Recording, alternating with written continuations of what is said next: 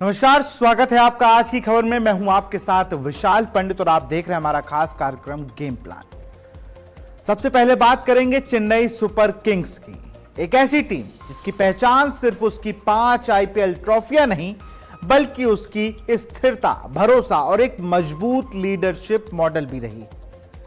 पिछले 17 वर्षों से इस मॉडल के 2 सबसे बड़े चेहरे रहे, एमएस धोनी और स्टीवन फ्लेमिंग।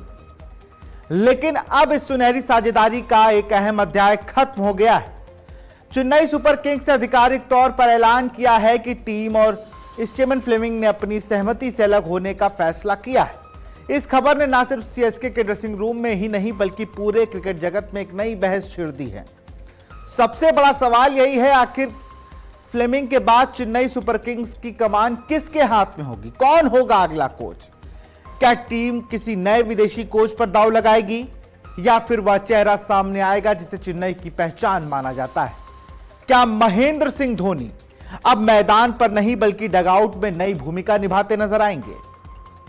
धोनी और चेन्नई का रिश्ता किसी परिचय का मोहताज नहीं है। कप्तान के तौर पर उन्होंने टीम को 5 बार आईपीएल चैंपियन बनाया, मुश्किल परिस्थितियों में टीम को संभाला, युवा खिलाड़ियों को निखारा और कई फैसले लिए जिन्होंने सीएसके को आईपीएल की सबसे सफल फ्रेंचाइजियों में शामिल कर दिया। हालांकि पिछले कुछ सीजन चेन्नई के लिए उम्मीदों के मुताबिक नहीं रहे। टीम बदलाव के दौर से गुजर रही है, अनुभवी खिलाड़ियों की जगह नए चेहरों को मौका दिया जा रहा है। ऐसे में एक मार्गदर्शक की जरूरत है जो टीम की संस्कृति, उसकी सोच और उसके विजन को सबसे बेहतर तरीके से समझ सके। जब यह बात आती है तो सबसे पहला नाम आता है एमएस धोनी का। बीते सीजन में धोनी की फिटनेस ने भी लगातार चर्चा बटोरी। चोटों के कारण उनका मैदान पर प्रभाव पहले जैसा नहीं दिखा। इस वजह से उनके भविष्य को लेकर लगातार सवाल उठ रहे हैं। क्या आप धोनी खिलाड़ी के रूप में अपने सफर को विराम देंगे, एक नई जिम्मेदारी संभालेंगे? क्या कोच या मेंटोर बनकर चेन्नई को फिर से नई ऊंचाइयों तक ले जाएंगे? फिलहाल फ्रेंचाइजी की ओर से धोनी की नई भूमिका को लेकर आधिकारिक घोषणा नहीं हुई है, लेकिन सोशल मीडिया पर चर्चाएं तेज हैं। फैंस लगातार यही उम्मीद जता रहे हैं कि कैप्टन कूल अब कोच की कुर्सी संभाल सकते हैं। अगर ऐसा होता है तो यह सिर्फ एक पद परिवर्तन होगा बल्कि चेन्नई सुपर किंग्स के लिए एक नए युग की शुरुआत भी होगी। मैदान पर फैसले लेने वाले धोनी अब डगआउट से रणनीति बनाते नजर आ सकते हैं। सवाल कई हैं, उम्मीद उनसे कहीं ज्यादा है और जवाब का इंतजार पूरा क्रिकेट जगत कर रहा है। अब एक पहलू पर यह भी है कि महेंद्र सिंह धोनी के कोच बनने के चांसेस क्यों ज्यादा है, क्योंकि इससे पहले स्टीवन फ्लेमिंग 2 सीजन चेन्नई के लिए ओपनिंग बल्लेबाजी कर चुके हैं और उसके बाद इन्हें टीम का कोच बना दिया गया। तो उस लिहाजे से महेंद्र सिंह धोनी को मुझे लगता है कि कोच बनेंगे और ये अभी भी आधिकारिक तौर पर ऐलान नहीं हुआ, लेकिन बात लगातार सीएसके फ्रेंचाइजी है, जो मैनेजमेंट है वो महेंद्र सिंह धोनी से कर रहा है। आगे बढ़ेंगे और अब बात करेंगे इंग्लैंड क्रिकेट में एक युग का अंत हो चुका है। बेन स्टोक्स के संन्यास के बाद अब ब्रेंडन मैकुलम ने भी टेस्ट टीम के मुख्य कोच का पद छोड़ दिया है। इसके साथ ही उस दौर पर भी विराम लग गया जिसे दुनिया बेसबॉल के नाम से जानती थी। पिछले 4 वर्षों में मैकुलम और स्टोक्स की जोड़ी ने इंग्लैंड के टेस्ट क्रिकेटर की तस्वीर बदली। आक्रामक बल्लेबाजी, निडर रणनीति और जीत के लिए हर जोखिम उठाने की सोच ने इंग्लैंड को नई पहचान दी। लेकिन अब सवाल यह है कि इस विरासत को आगे कौन बढ़ाएगा? इसी सवाल के बीच एक ऐसा नाम सामने आया जिसने भारतीय क्रिकेट प्रशंसकों का भी ध्यान अपनी ओर खींच लिया। एक रिपोर्ट्स के मुताबिक भारत के पूर्व मुख्य कोच, पूर्व कप्तान Rahul Dravid England test team के अगले कोच पद के संभावित दावेदारों में शामिल हैं। राहुल द्रविड़ एक ऐसा नाम है जो अनुशासन, तकनीक और क्रिकेट की गहरी समझ का पर्याय माना जाता है। उनके कार्यकाल में भारत ने 2024 का T20 वर्ल्ड कप जीता और 2023 विश्व टेस्ट चैंपियनशिप के फाइनल तक का सफर तय किया। युवा खिलाड़ियों को निखारने और मजबूत टीम की संस्कृति बनाने में द्रविड़ की भूमिका को काफी सराहा गया है। हालांकि रिपोर्ट्स यह भी कहती हैं कि द्रविड़ फिलहाल पूर्णकालिक कोचिंग की जिम्मेदारी लेने के लिए इच्छुक नहीं है, लेकिन इंग्लैंड का टेस्ट कोच पद ऐसे विकल्प हो सकता है जहां उन्हें सीमित क्रिकेट कैलेंडर के साथ टेस्ट क्रिकेट में योगदान देने का मौका मिल सके। द्रविड़ के अलावा भी कई बड़े नाम इस दौर में है। बताया जा रहा है कि इंग्लैंड के पूर्व सफल coach Andy flower, Glenn Morgan के मुख्य कोच रिचर्ड डॉसन और श्रीलंका के महान बल्लेबाज कुमार संगकारा, इंग्लैंड लॉयंस के कोच और पूर्व ऑलराउंडर एंड्रू फ्लिंटॉफ, पाकिस्तान के मुख्य कोच माइक हेंसन, ऑस्ट्रेलिया के पूर्व कोच जस्टिन लेंगर भी संभावित उम्मीदवारों में शामिल बताए जा रहे हैं। लेकिन एक ऐसा और नाम है जो इन सारी चर्चाओं से बड़ा दूर है, वो है रवि शास्त्री का। रवि शास्त्री कई दिनों से लंदन में देखे गए हैं, लॉर्ड्स में मैच देखते हुए मिले, कई बार विंबलडन में गए और तमाम चीजें उनको ये दर्शा रही हैं कि वो ईसीबी से कई पहलुओं पे बात कर रहे हैं। साथ ही साथ एक और नाम जो है जिसको लेकर तमाम कयास लगाए जा रहे हैं, हो सकता है वो हेड कोच ना हो लेकिन स्पिन बॉलिंग कोच होते नजर आ सकते हैं। वो नाम है रविचंद्रन अश्विन का। उनकी भी प्रबल संभावनाएं हैं कि वो इंग्लैंड टीम में एज अ हेड कोच जुड़ सकते हैं, क्योंकि जो कोई भी अश्विन को जानता है उनको पता है कि वो एक पूरी यूनिवर्सिटी है अपने आप में। क्योंकि ईसीबी की नज़र अगले साल होने वाली एशेज सीरीज पर है। ऐसे में बोर्ड चाहता है कि नई कोचिंग व्यवस्था जल्द से जल्द तय हो ताकि टीम नए कप्तान और नए कोच के साथ भविष्य की तैयारी कर सके। लेकिन सबसे बड़ा सवाल यही है, क्या राहुल द्रविड़ पहली बार किसी विदेशी टीम की कमान संभालेंगे?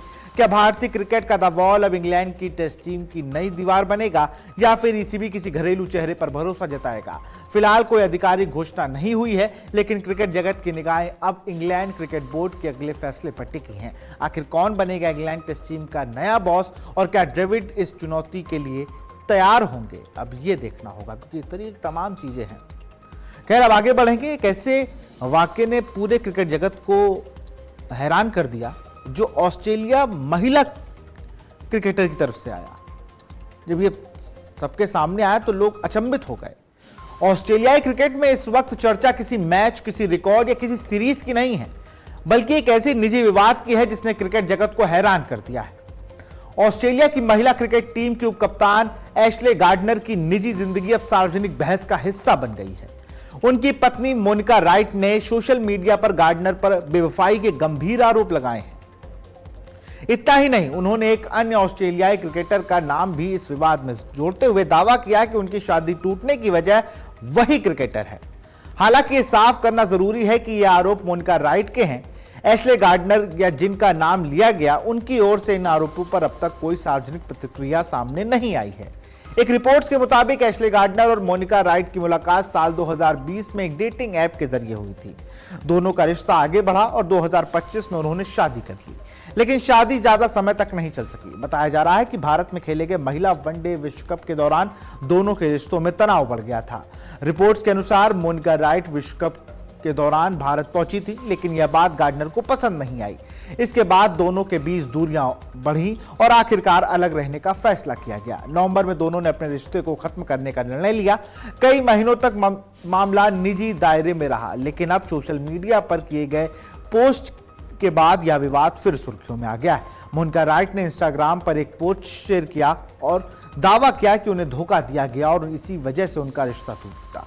यह पूरा मामला इसलिए भी चर्चा में है क्योंकि रिपोर्ट्स के मुताबिक दोनों भविष्य में परिवार बढ़ाने की योजना बना रहे थे। ऐसे में निजी रिश्ते का यह विवाद अब ऑस्ट्रेलियाई क्रिकेट के सबसे चर्चित मुद्दों में से एक बन गया है। तो खैर, अब बात करेंगे यूपी T20 लीग की, जहां सीजन 4 को बहुत खास बनाने की जो पूरी तैयारी है वो कर ली गई है और जिसका दर्शकों को बेसब्री से इंतजार था, उन तारीखों का भी ऐलान हो गया। आपको बता दें, यूपी T20 लीग का आयोजन 14 अगस्त से 6 सितंबर तक किया जाएगा और इस बार यह पहली मौका होगा जब यह टूर्नामेंट लखनऊ और कानपुर दोनों शहरों में खेला जाएगा। कुल 34 मुकाबलों में से 22 मैच लखनऊ के कान्हा स्टेडियम और 12 मुकाबले कानपुर के ग्रीन पार्क स्टेडियम में होंगे। फाइनल और समापन समारोह भी कानपुर में आयोजन किया जाएगा। यूपी T20 की मेगा ऑक्शन 24 जुलाई को आगरा में होगी, जिसमें 6 फ्रेंचाइजी के लिए 45 खिलाड़ियों के स्लॉट उपलब्ध रहेंगे। पूर्व भारतीय क्रिकेटर सुरेश रैना को इस लीग का ब्रांड एम्बेसडर बनाया गया है। वहीं टूर्नामेंट की कुल 3 पुरस्कार राशि 3 करोड़ की गई है। यूपीसीए ने हर बाउंड्री पर एक हरियाली, मतलब नई हरियाली जिसे आईपीएल में हम देखते हैं, उस तरीके का यूपीसीए ने भी प्लान बनाया है और इस चौके के तहत सात चौके छक्कों के साथ पौधरोपण की भी पहल शुरू की गई। पूरी जानकारी दी यूपीसीए के मेंबर्स ने और यूपी T20 लीग के चेयरमैन संजय कपूर ने। आज हम लोगों ने गवर्निंग काउंसिल की यहाँ पर मीटिंग ऑर्गेनाइज करी है, जो उत्तर प्रदेश क्रिकेट एसोसिएशन के द्वारा जो उत्तर प्रदेश प्रीमियर लीग का आयोजन 4थे सीजन का आयोजन होना सुनिश्चित हुआ है। इसके लिए मैं प्रदेश के माननीय मुख्यमंत्री जी श्री योगी आदित्यनाथ जी का धन्यवाद करूंगा, उनके सहयोग से और हमारे जो संरक्षक हैं, हमारे मेंटोर हैं, बीसीसीआई उपाध्यक्ष श्री राजीव शुक्ला जी की प्रेरणा से आज हम सब ने मिलकर यहाँ पर इस मीटिंग में ये तय किया है कि उत्तर प्रदेश प्रीमियर लीग का चौथे सीजन का जो आयोजन है वो 2 शहरों में होने जा रहा है।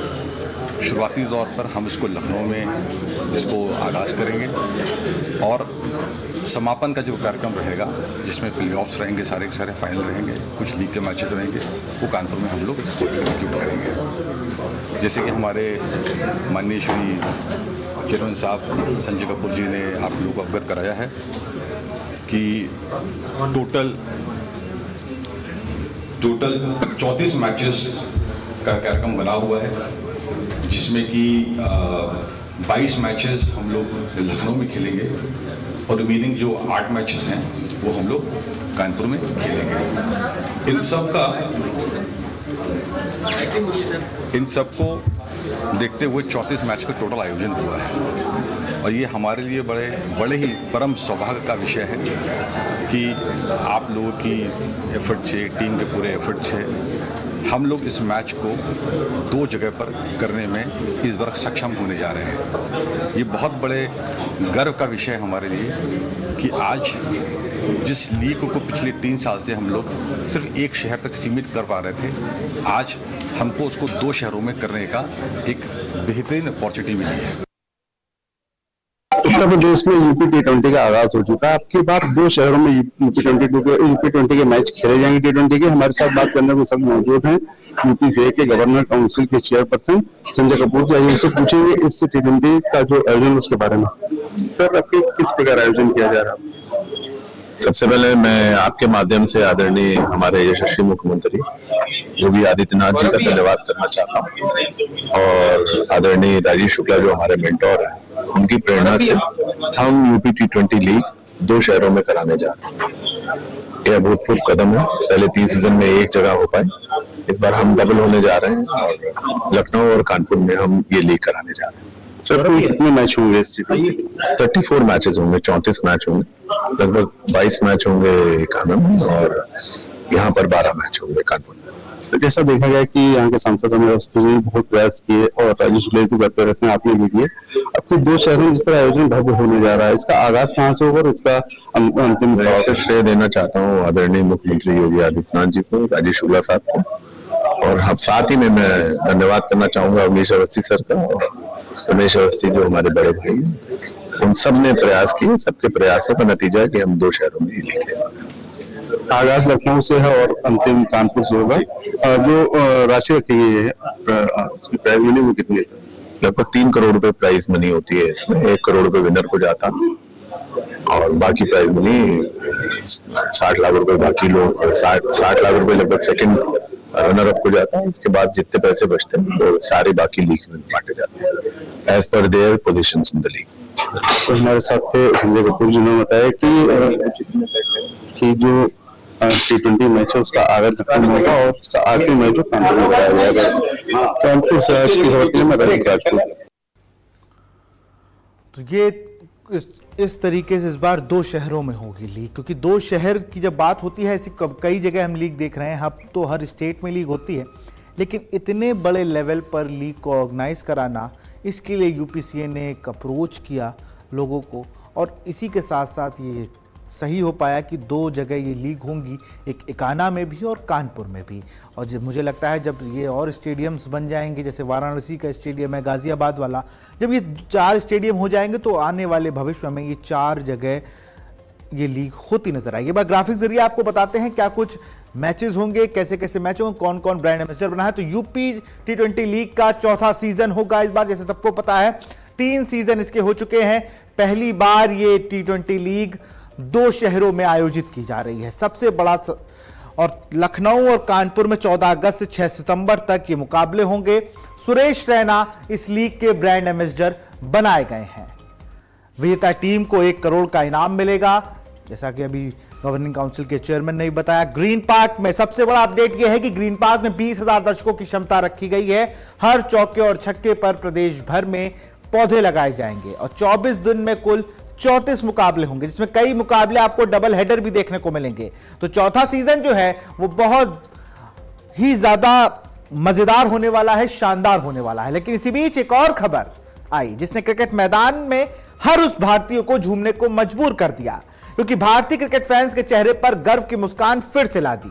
एक तरफ जहां इंग्लैंड के दौरे पर पुरुष टीम का प्रदर्शन को लेकर सवाल उठ रहे हैं, वहीं दूसरी तरफ भारतीय महिला क्रिकेट टीम ने इतिहास के पन्ने में अपना नाम सुनहरे अक्षरों में दर्ज करा दिया है। लॉर्ड्स क्रिकेट का वो ऐतिहासिक मैदान जहां हर खिलाड़ी अपना नाम का झंडा गाड़ने का सपना देखता है, और इसी मैदान पर हरमनप्रीत कौर की टीम इंडिया ने वो कर दिखाया जिसकी गूंज अब पूरी दुनिया में सुनाई दे रही है। भारतीय महिला टीम ने इंग्लैंड को उसके ही घर में 270 रनों से मात देकर ऐतिहासिक जीत दर्ज की है। यह सिर्फ एक जीत नहीं बल्कि भारतीय क्रिकेट की ताकत, आत्मविश्वास और बदलते दौर की तस्वीर है।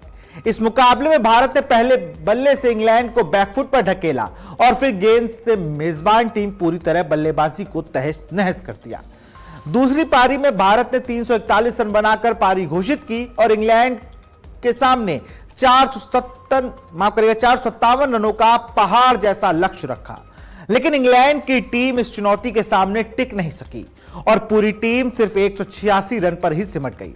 इस ऐतिहासिक जीत की सबसे बड़ी कहानी बनी यास्तिका भाटिया। विकेटकीपर बल्लेबाज यास्तिका ने अपने टेस्ट कैरियर का पहला शतक लगाकर लॉर्ड्स के ऑनर ऑफ बोर्ड में अपना नाम दर्ज करा दिया।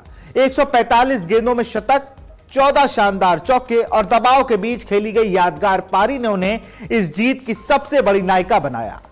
वह पहली पारी में गेंद से कहर बरपाने वाली क्रांति गौड़ ने दूसरी पारी में भी इंग्लैंड को कई झटके दिए। उन्होंने टेम्पी ब्यूमोट को, इंग्लैंड की पूर्व कप्तान हीदर नाइट को पवेलियन भेजकर मेजबान टीम की कमर तोड़ दी। वहीं स्नेह राणा ने 4 विकेट लेकर इंग्लैंड की आखिरी उम्मीदों को भी खत्म कर दिया। दीप्ति शर्मा, सायली सतघरे और क्रांति गौड़ ने मिलकर भारतीय गेंदबाजी की ताकत दिखाई। इस मैच की खास बात यह रही कि लॉर्ड्स के ऑनर ऑफ बोर्ड पर भारत के 2 खिलाड़ियों ने अपना नाम दर्ज किया।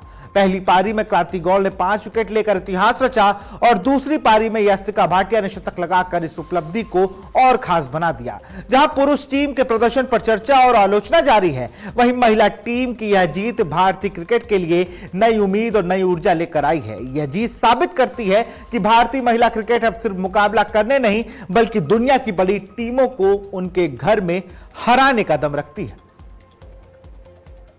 फिलहाल मेरे साथ गेम प्लान में इतना ही। आप देखते रहिए आज की खबर। नमस्कार।